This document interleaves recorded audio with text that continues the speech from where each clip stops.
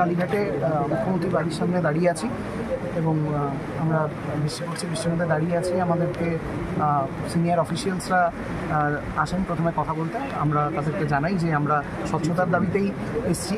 Chief secretary sir আসেন, আমরা জানাই যে স্বচ্ছতার দাবিতে আমরা এখানে এসেছি এবং আমরা লাইভ স্ট্রিমিং চাইছি। ওনারা বলেন যে এটা যেহেতু মুখ্যমন্ত্রীর বাড়ি, তাই লাইভ স্ট্রিমিং করা এখান থেকে সম্ভব নয়। আমরা ওনাদেরকে বলি রিকনসিডার করতে। ওনারা বারবার দফায় দফায় আলোচনা করে আমাদেরকে জানান যে এটা কোনোভাবেই সম্ভব নয়। আমরা নিজস্ব ভিডিওগ্রাফার নিয়ে এসেছিলাম। আমাদের ভিডিওগ্রাফারকে আমরা বলি যে ভেতরে নিয়ে যাওয়ার অ্যালাউ করতে এবং ভিডিওগ্রাফির ফুল প্রসেসটা যাতে আমরাও করতে পারি, দ্বিপাক্ষিক একটা যাতে ভিডিওগ্রাফির ব্যবস্থা হয়, সেই কথাটা আমরা ওনাদেরকে রিকোয়েস্ট করি। ওনারা আবারও একই কথা ওনারা দফায় দফায় আলোচনা করে জানান যে সেটাও সম্ভব নয়। You said transparency in our human rights. For about 1 hour. Absolutely, sir. We are waiting in the rain for 1 hour. And we are waiting outside in the rain as well. Our mass is waiting in the Our mass is looking up to this rain. Your sitting arrangement is inside. Come and sit. We would come and see if you sir, do you agree or not agree that there was you had ensured transparency of this meeting? How are you ensuring that?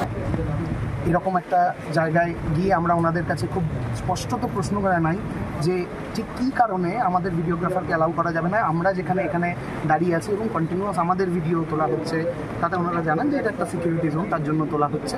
আমরা সে কথাও মেনে নিয়ে তাদেরকে জানাই যে তাহলে তাদের যে ভিডিও ওনারা তুলবেন বলছেন, সেই ভিডিওর সমস্ত ভিডিওগ্রাফি প্রসেসের সাথে আমাদের যাতে একজন প্রতিনিধি থাকে, যাতে কোনো টেকনিক্যাল সমস্যা হলে সে যাতে ব্যাপারটা দেখতে পারে এবং তারপর পুরো মিটিংয়ের শেষে যেন পুরো ভিডিওটি আমাদেরকে হ্যান্ডওভার করা হয়।